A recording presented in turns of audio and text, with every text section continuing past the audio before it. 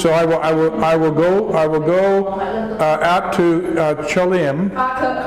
เขาอยู่ที่ไหนอ่ะดูเดินที่ไหนข้างในบ้านใหม่ซอยบ้านใหม่ซอยบ้านใหม่เหรออ๋อก็นั่งสาย75ภาษาอังกฤษ No, you in English. you English the bus 775 ใช่ไหมไม่75เลขที่75 Bus number 75.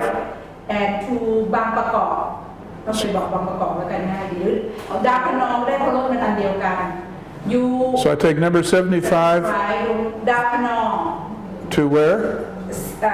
ดาวพนอง Okay. get off ดาวพนอง at ดาวพนอง and you take new number 82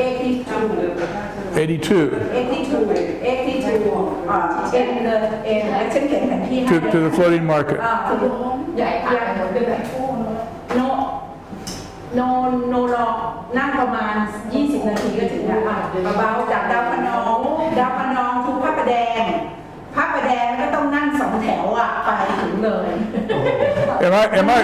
Am I going to get lost? Maybe Kai should take me.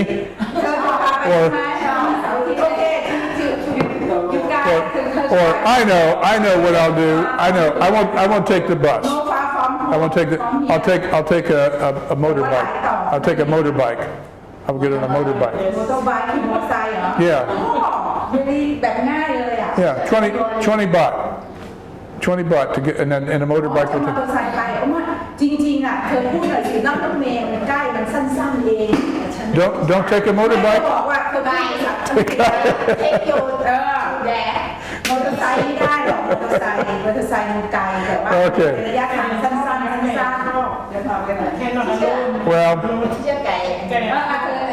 this is what I've decided. I will go to the floating market based on Nam's recommendation. Yeah. But I'm going to have to do some research on how to get there. Is there an app on my smartphone that I can use? Take a bite at the floating market. Yes, it's a very good exercise. Bike is no best. เขาขี่เองเขาขี่จักรยานไปเหรอ Okay. อ๋อบางกระเจ้าอ๋อเขาโอเค Okay. Well, now here's a question. Does it help to have these conversations? ไม่หรอก Does it help you think to listen more carefully? And the thing I think that we all need practice in is that you understand me very well. Your listening skills are very good. Where we need more practice is in explaining in sentences. Okay, so that's why when I ask you a question, I'm trying to get you to answer me in complete sentences as precisely as you can. So that's like when I ask you for directions. You have to be very precise because if I don't understand, if I make one wrong turn, I'll end up in, I don't know, Malaysia or someplace. So you have to give me and it's the speaking, it's the oral communication that we need more practice with. So we'll do this. We'll continue to have these. Sweaty. We'll continue to do these just practice conversations. And when you're together outside of class and you see one another, speak to one another in English. Because that way you get more practice speaking, okay? And then when you have questions about words or phrases that you need help with, well then the next day come and ask me and we'll get it straightened out. Teacher, how can you do if I want to speak with you, but everybody don't know the vocabulary to speak to you? How can I speak to the foreigner if they don't know vocabulary? Well, it will be difficult, but the way you acquire additional vocabulary is by reading and also by listening. I would recommend like CNN and BBC English speaking stations, but by listening And sometimes we can't catch up the word. Well, when you see the word in print, bring it into class, and we'll talk about it. The best way to learn new vocabulary is in the context of stories or articles, news articles. See, I could come to class and I could give you a list of words, and you would remember those words only for a couple of days. But if you encounter those words in a story or in the context of like a news article, you're more likely to remember them and to be able to use them in conversation. So, but we'll work on that. We'll continue to work on that. Okay? Well, this morning, we're going to take up dependent clauses. Now, here's the review. We remember from Friday, I think it was Friday, yeah.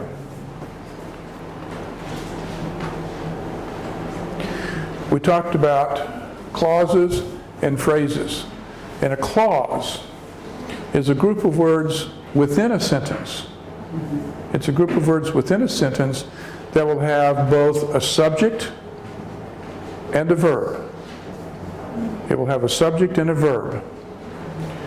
And a phrase is a group of words that forms part of a sentence that does not have both a subject and a verb. Now, we use phrases and clauses to add more meaning to the sentence that we're using. So, for example, if I said, I catch the ball, that's just a simple sentence. If I added a clause, when you throw me the ball, I will catch it. Now you see we've added more meaning to that sentence by the addition of that clause. So we use clauses to give more meaning to the sentence, and we use phrases to give more meaning to a sentence. Here's an example of a phrase besides the one that we have here. I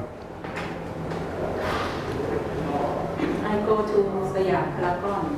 To Siam Paragon is a phrase. Yeah, to the airport is a phrase, but when you throw me the ball, I will catch it with my hands. With my hands is a phrase. You see, by adding with my hands, I've given more meaning to that sentence. So, when you throw me the ball is the clause, I will catch it, is the main part of that sentence. With my hands is the phrase. Now, in your notes, an example of a clause is because the air quality is poor, meaning that it's very bad right now, we should stay inside as much as possible. Now, if we just looked at this part of the sentence, that's the main part of the sentence. We should stay inside as much as possible. But it's incomplete. When we add the clause, we explain why we're staying inside. So the clause gives additional meaning to the sentence. Now, if I just said, I will take a taxi, that's a complete sentence. That sentence is okay. It has a subject, it has a verb. But if I add the phrase to the airport, now we know where. So a phrase, just like a clause, will add more meaning to the sentence. The clause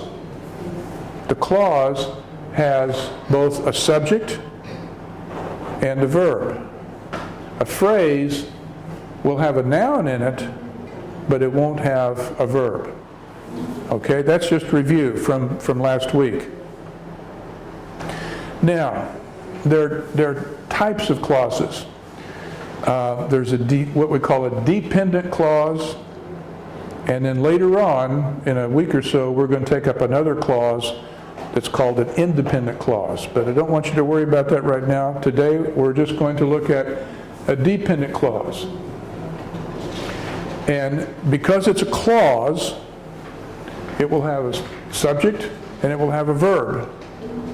And we call it a dependent clause because the meaning of that clause depends upon the rest of the sentence.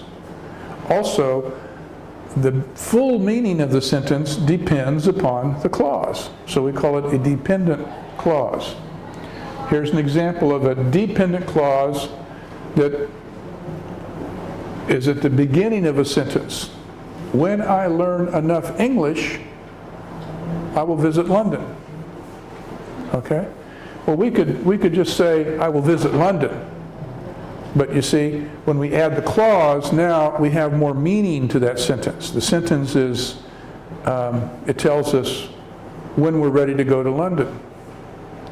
Now we can also put a dependent clause at the end of a sentence.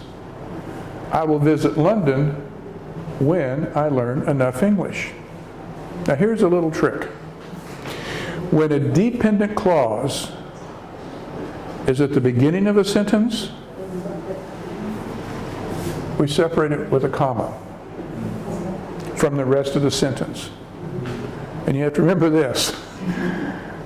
When we put the dependent clause at the end of the sentence, no comma. Why? I don't know. It's just that way.